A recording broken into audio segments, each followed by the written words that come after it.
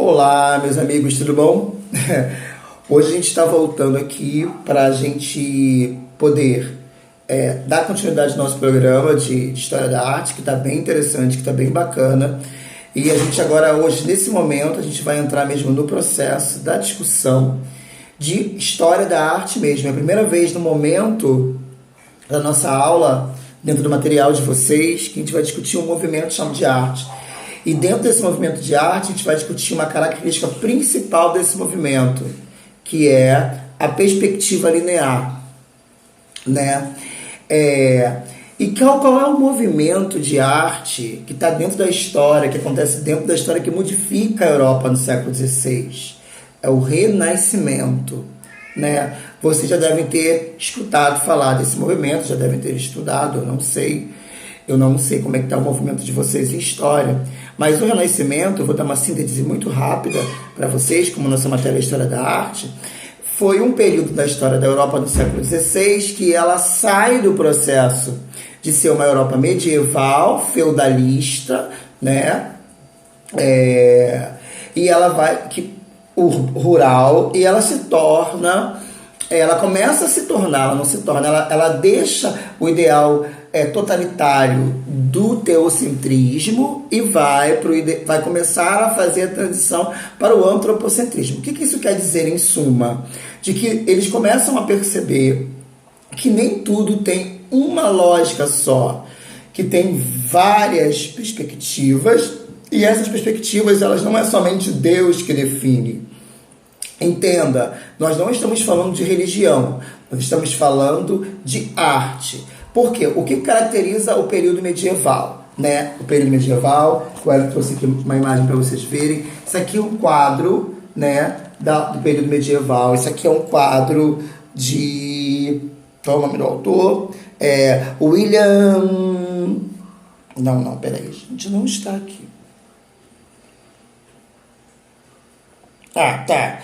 O Deep Talk de Wilton. National Gallery de Londres, Reino Unido. Desculpa que eu não li onde estava. Sempre está sempre embaixo. Nesse não tá. Então, esse aqui é um quadro medieval. Percebam que o quadro medieval a gente estudou antes da gente entrar. Para vocês, nada é por acaso. A gente estudou o quê? Na aula anterior. Tridimensionalidade e bidimensionalidade. Se a gente for olhar esse quadro da Idade Média, que vai do século V até o século XV, a gente percebe que esse quadro é completamente 2D. Ele não tem tridimensionalidade, né? A gente vai ver aqui, outro aqui, ele tem 2D. Ele não tem tridimensionalidade. Você percebe claramente que é um quadro que tem somente altura e largura. Você não vê nele uma perspectiva, você não vê nele uma profundidade, você não vê nele uma relação de movimento. Por mais que as imagens estejam movimentadas, uma cabecinha para cá, outra cabecinha para lá, né? Ela é um quadro ainda que não tem, que ela está no movimento 2D. Né? Não tem volume, né? Não tem muito volume. E uma característica para vocês aprenderem, uma regra do tio Wellington para vocês, é que toda obra da Idade Média, ela tem uma auréola na cabeça dos principais. Então, se vocês verem algum quadro pintado com uma auréola na cabeça, já está indicando que é um quadro teocêntrico, né? Teo, de teologia, cêntrico, Deus no centro das coisas, né? Aqui, né? Mas é um quadro da Idade Média. Se é um quadro da Idade Média, ele não tem perspectiva linear, que é a nossa aula de hoje. Ele não tem uma outra perspectiva, ele não tem um ponto de fuga. Ele não é um quadro com uma característica moderna, porque aqui nós estamos falando de Idade Média. O Renascimento, que é o movimento que vai trazer a perspectiva linear, ele vai falar de uma obra 3D, com volume, né, tridimensional, com outra característica. Vamos olhar aqui. Isso aqui é um quadro da Idade Média. Então, da Idade Média, logo depois, vai terminar no século XV e entra no século XVI. Vai entrar o Renascimento. Então, esse tipo de obra de arte aqui vai se transformar nessa aqui, que vocês vão ver agora. Vamos lá.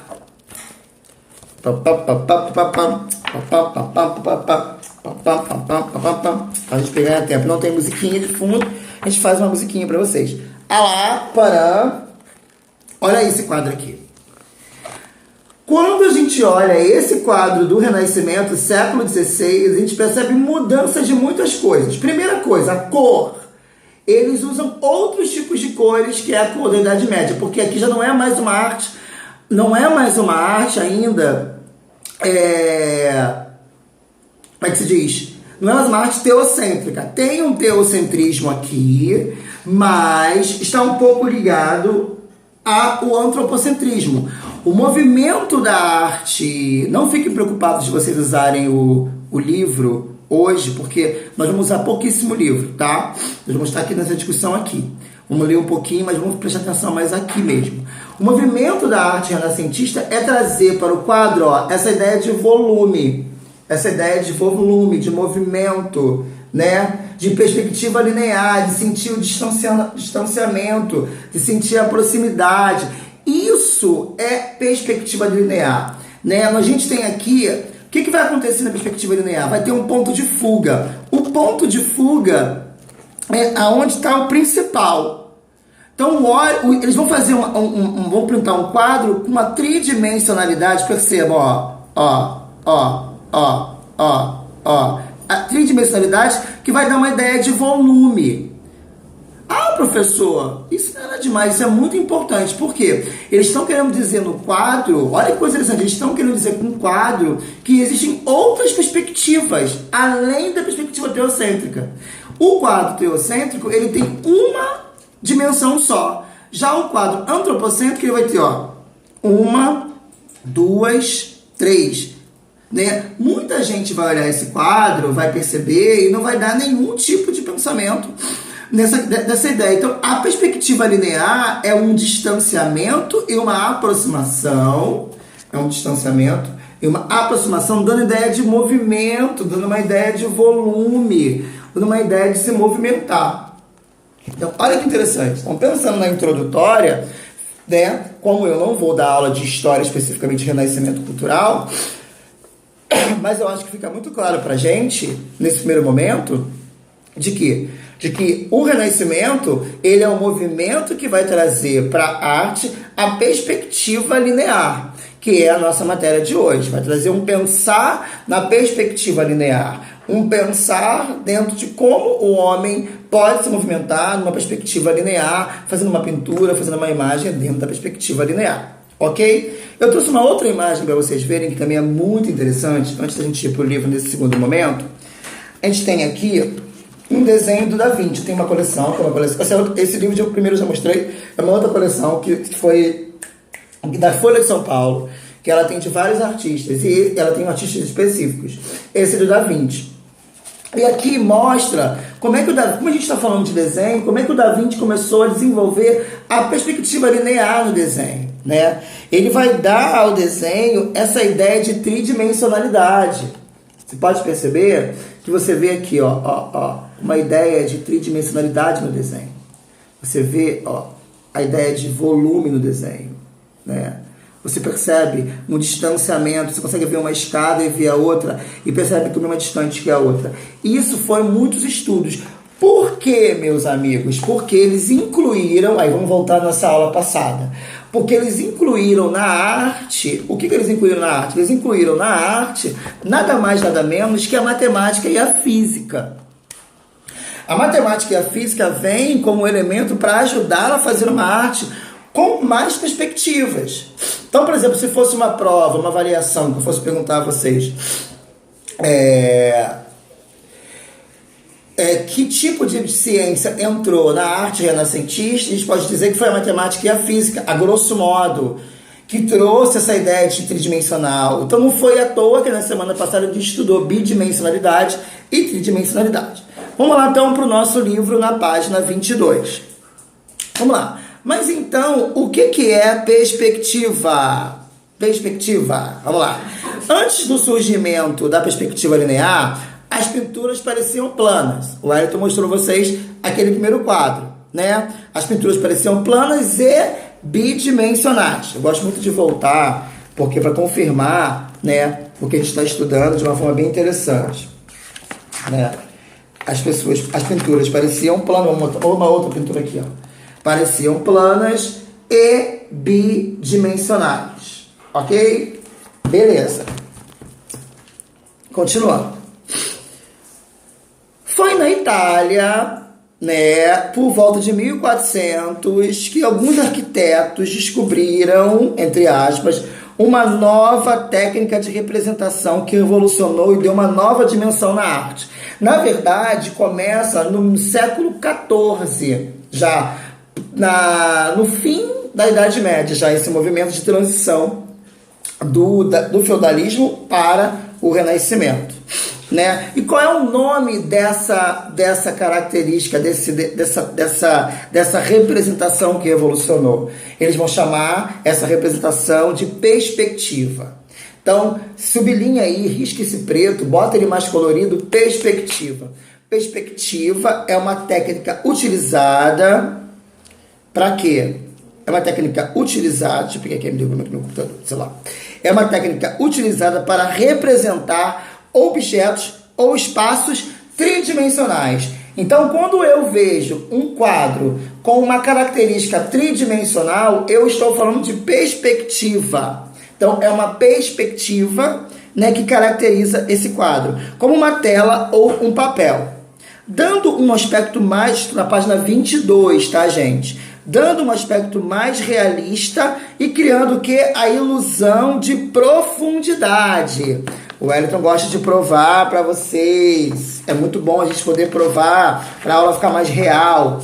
Dando uma ideia de profundidade. Ó, quando eu vou me aproximar e eu vou dar uma ideia de profundidade. Você vê que tem tridimensionalidade. Não tinha óculos 3D na época, tá, meu bem? Eles já eram fera aqui, ó. Quando eu trago o quadro para frente, quando eu trago o quadro para trás, quando eu movimento com o quadro para cá, para lá, eu dou uma ideia de movimento, eu dou uma ideia de tridimensionalidade. O nome disso é perspectiva. O nome disso é perspectiva, quando o quadro tem essa dimensão de movimento. Então, vamos lá. A perspectiva imita... Risca essa aí, tá na página 22. Risca essa linha aí. A perspectiva imita a profundidade no mundo real da pintura.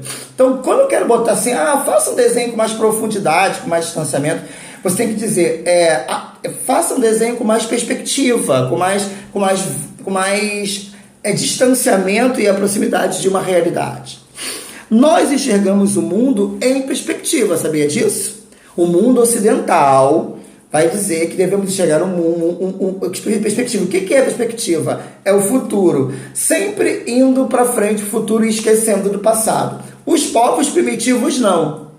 Eles pensavam no futuro, mas o passado era muito importante para eles poderem continuar o processo de vivência deles. Já o mundo ocidental colonizador, ele vai dizer o quê? Que precisamos pensar o mundo em perspectiva, precisamos pensar no mundo para frente. Isso já era uma tática que eles usavam de manipulação para que as pessoas não lembrassem do passado e só fosse pensar no futuro. Um exemplo disso é o quê? É a percepção de que um carro distante parece menor e que um carro está mais perto, parece menor do que um carro que está mais perto de nós. Ou quando vemos uma estrada e ela parece afunilar, aquelas imagens que a imagem afunilar, estreitando, até não podermos mais vê-la. Isso acontece por causa da percepção de profundidade. Isso aqui acontece, vou voltar de novo, essa sensação de estar longe, de estar perto, acontece por causa dessa ideia de perspectiva de profundidade, de ideia de profundidade. Então, essa ideia de profundidade nos faz perceber que o mundo tem o quê? 3 dimensões. Né? Eles vão dizer que o mundo moderno é um mundo de 3 dimensões. É um mundo de altura, um mundo de largura e um mundo de profundidade. Gente, parece meio estranho, parece meio esquisito, mas meus amigos de 6º ano, eles vão dizer que o mundo tem 3 dimensões. E essas 3 dimensões você tem que ter altura, você tem que ter largura e você tem que ter profundidade. Dentro de um aspecto social, político e econômico. Olha que coisa interessante. Olha o que eles vão dizer, sem a profundidade, todos os objetos iam parecer ter a mesma distância de nós. E é exatamente isso que ocorre quando representamos algo na vida real em um desenho, uma pintura sem o uso da perspectiva. O que eles querem dizer com isso? Gente, olha como é que era. Nós temos que ser competitivos, nós temos que competir, porque ser igual não é legal. Aí olha que coisa estranha, né? Se vivemos numa sociedade que as pessoas são diferentes e por elas serem diferentes, elas sofrem violência, olha que coisa estranha. Como é que dentro da perspectiva do Renascimento, dentro do Renascimento, meus amigos do sexto ano, eles vão dar essa ideia de que sem profundidade todos os objetos iam parecer ter a mesma distância de nós. Então, isso quer dizer o quê? Que a gente precisa buscar possibilidades de conhecimento para que a gente não permaneça no mesmo lugar. Por quê? Porque a Idade Média, e aí eu vejo isso muito positivo, tá? Porque a Idade Média, ela não permitia o homem avançar. Ela era extremamente teocêntrica, ela não permitia o homem avançar, ela não permitia o homem evoluir no processo que ele tinha que evoluir, né? A igreja dominava e não deixava. Já o Renascimento, ele vai dar uma possibilidade, né? A gente tem que também tentar pegar algo positivo e algo negativo dos movimentos. O movimento do Renascimento, ele vai trazer para as pessoas a possibilidade de pensar o quê? Né? Nem tudo é o religioso, nem tudo é o espiritual. O homem pode tomar as suas próprias decisões, fazer as suas escolhas. Se eu pegar essa caneca e jogar na parede contra a parede, raciocinando, pensando como eu penso, eu não tenho que culpar Deus ou o diabo, mas eu tenho que pensar que eu peguei a caneca e joguei porque eu quis. Então, eles vão trazer para a arte, através da arte, né, o pensar numa sociedade que a gente tem que começar a assumir as nossas ações diante das coisas. Então, sem a profundidade, todos os objetos iam parecer ter a mesma distância entre nós. E é exatamente isso que ocorre quando apresentamos algo da vida real. Ele vai dizer aqui, o uso da perspectiva, no exemplo a seguir, temos uma pintura com temática cristã de Masaccio, que representa a aparição de Cristo, né? Estamos na página 22, tá? Para os apóstolos. Se olharmos atentamente, podemos notar que os apóstolos que estão no segundo plano têm o mesmo tamanho dos que estão no primeiro. Ou seja, não apresentam profundidade e perspectiva. Se você olhar esse quadro aí que está aí, do Dio de Buenesdina, aparição na ceia dos apóstolos, você vê que não tem profundidade, que não tem altura e tem largura, mas não tem profundidade. O que é? Uma pessoa, ela pode ter altura e pode ter largura, mas se ela não tiver profundidade, conhecimento, estudo, busca, ela vai continuar igual a todo mundo. O Renascimento está trazendo essa mensagem, olha que legal, que a gente precisa estudar, buscar conhecimento, ler sobre a história, ler sobre o mundo, entender, para que a gente só pensar no futuro para frente pode ser negativo, porque você não vai entender o que aconteceu no passado. Então é muito importante você ter altura, você ter largura, mas também ter profundidade. Por isso que eles vão criar a tela que tenha como característica essa profundidade. Então você vê que nesse quadro não tem perspectiva alguma. Ele só tem altura e largura. Então, todos os quadros da Idade Média, ele tem um tema só, que é a Bíblia, e todos são planos. Já nos quadros do Renascimento, olha bem, eles têm outros temas. Eles vão falar de mitologia grega, porque eles voltam à mitologia grega. Eles vão falar sobre política, eles vão falar sobre mulher, né? O famoso quadro da Mona Lisa, que nasce no Renascimento, né? Eles vão trazer outros temas para a tela. Outros temas, não vai ficar só no tema cristão. É óbvio, outra coisa, eles vão continuar a falar sobre cristianismo, mas eles não vão mais ter como a única coisa do pensar artístico desse período, tá? Esse tipo de pintura era muito comum durante a Idade Média. A Igreja Católica encomendava as pinturas aos artistas, né, com o objetivo de transmitir o ensinamento da mensagem cristã aos fiéis que não sabiam ler. Que não sabiam ler. Já no Renascimento, os artistas buscavam representar suas obras com mais profundidade. redescobrindo o uso da perspectiva. E a partir dela surgiram os termos, risca agora aí, ponto de fuga e linha do horizonte. Né? Então, observe o exemplo a seguir, cuja temática é similar do quadro de Masaccio. O autor dessa obra é quem? Leonardo da Vinci, que usa a perspectiva para criar a ilusão de espaço. Eu tenho esse quadro aqui nesse livro, deixa eu mostrar para vocês. Aqui, tá todo divididinho, ó. Esse quadro aí que vocês têm aí, eu tenho no meu livro aqui. Olha bem. Se você olhar aí no livro de vocês, o quadro da Santa Ceia, desse autor, desse pintor da Idade Média, você vê que ele está plano, não tem perspectiva. Se você olhar do eu ia falar Leonardo DiCaprio, do Leonardo da Vinci, a gente tem aqui uma questão com perspectiva, com altura, com largura e com profundidade, ok? Vamos parar aqui, porque o ponto de fuga vai ser na próxima semana. Então, como a gente tem um calendário a cumprir, eu vou aproveitar esses 10 minutinhos para deixar gravado aqui, para ficar gravado aqui, o nosso trabalho valendo 8. Já, ó, eu quero repetir, quero dizer, o nosso trabalho que valia 7 é sobre aquele desenho do cotidiano do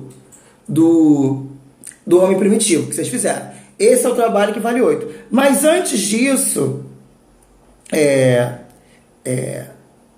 eu quero que vocês... Atividade agora, para me entregar daqui a pouco, vamos conferir a nossa atividade no caderno.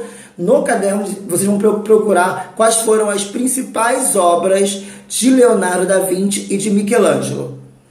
A atividade é essa. Quais foram as principais obras? Pode ser uma, ou duas, ou três. É só escrever o nome de Leonardo da Vinci. É a atividade da aula agora, para a gente corrigir no live e tirar dúvidas.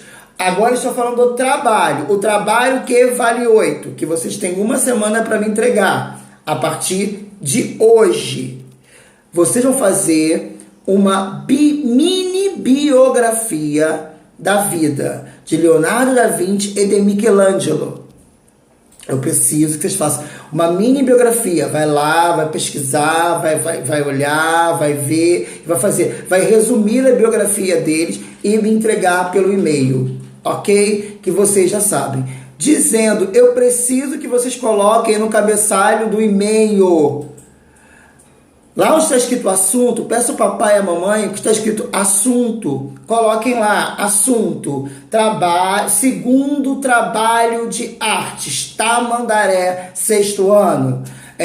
Eu preciso saber quem é, porque tem trabalho que vem para mim que não tem nem nome, que eu não sei quem é, eu não imagino, eu vou ter que reenviar alguns trabalhos para pedir os pais para dizer o nome, porque eu não sei o nome de quem me enviou. Outra coisa, eu não tenho como ficar aceitando trabalho por WhatsApp, tenho que mandar para o e-mail, tá? Então esse trabalho que vale 8, vou repetir, o trabalho que vale 8 é nada mais, nada menos, simples assim, fazer a biografia, uma mini biografia de Leonardo da Vinci e de Michelangelo, ok?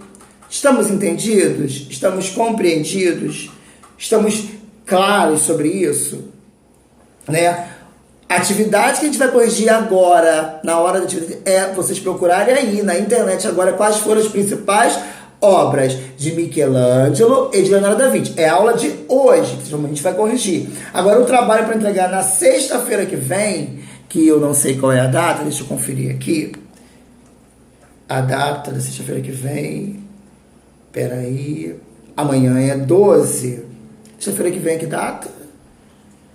Deixa eu ver aqui. 19. Então vocês vão me entregar até o dia 19, que é sexta-feira que vem. Então tem mais uma semana para aquele e-mail que vocês forem enviados. Só que eu preciso que vocês coloquem o nome de vocês, a turma e a escola, porque o Wellington não dá aula só para o Tamandaré e ele não recebe só e-mail de vocês. Eu preciso que vocês mandem lá no assunto. Todo e-mail tem assunto. Então eu preciso saber qual é o assunto para eu separar. Ok. Lembrando, tem alunos que não entregaram o trabalho do primeiro bimestre. Opa, o trabalho do que vale 7. Não me entregaram. Depois eu não quero problema. Tá? Eu tô com a lista e não confirmou. Ok? Então estamos combinados, tá? Fechando nesses últimos 5 minutinhos. Renascimento, arte da liberdade de expressão, arte da perspectiva, arte da tridimensionalidade, arte que vai trazer uma perspectiva do homem pensar para além do teocentrismo, onde vai trazer liberdade de expressão. Ele vai trabalhar com a perspectiva, né, que é a tridimensão, com temas específicos. Ó, outro quadro do Renascimento que vai trazer temas específicos, né? Abertura, outras coisas para falar. Tem um quadro que eu gosto muito, que é a Primavera, ó, que também é do Renascimento, né? Que você vê aí tridimensionalidade, você tem um ponto de fuga, que a gente vai falar semana que vem, que é essa mulher aqui. Sempre existe um ponto de fuga no quadro, a imagem principal, onde seu olho vai passar e você vai cair para as dimensões específicas, né? Vamos ver mais outros quadros. Ó. A mesma coisa, você vê uma tridimensionalidade, você vê uma profundidade, né? Ó. Isso aqui é o teto de uma igreja pintada. Também com perspectivas linear do período do Renascimento, né? Opa, esse livro é pesado demais. Vamos lá, vamos ver outro aqui legal. Esse que eu já mostrei para vocês, a Escola de Atenas, que traz a perspectiva, né? E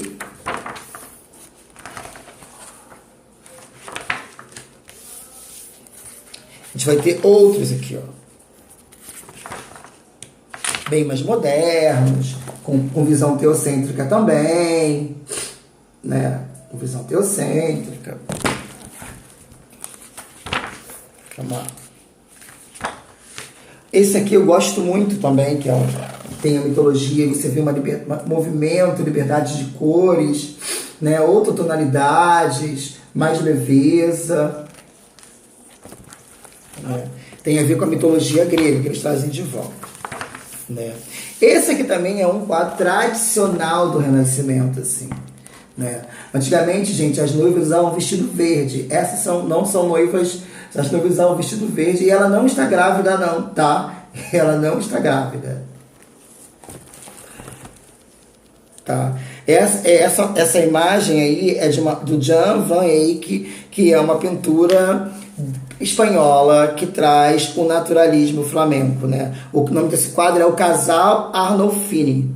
Esse famoso retrato duplo no interior doméstico pode celebrar o casamento de um mercador italiano, Giovanni di Nicoli Arfonilli, né? É o casamento dele, né? E ela não está grávida. Vocês podem perceber que ela está pegando, o vestido é muito longo, ela está pegando a parte do vestido, está puxando para cima para poder tirar a foto.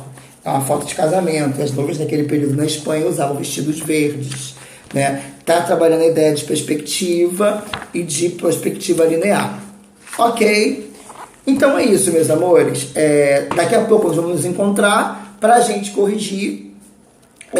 Vocês vão dar para mim 3 ou 2 ou das obras principais do Da Vinci, Leonardo da Vinci, e do escultor Michelangelo, que é um escultor também do Renascimento. Ok? Tudo de bom, até daqui a pouco. E não esqueça, o trabalho é a biografia, mini biografia dos dois, do Michelangelo e do Leonardo da Vinci, para entregar no dia 19, até o dia 19. Na live a gente conversa melhor sobre isso, tá bom? Beijos e até daqui a pouco.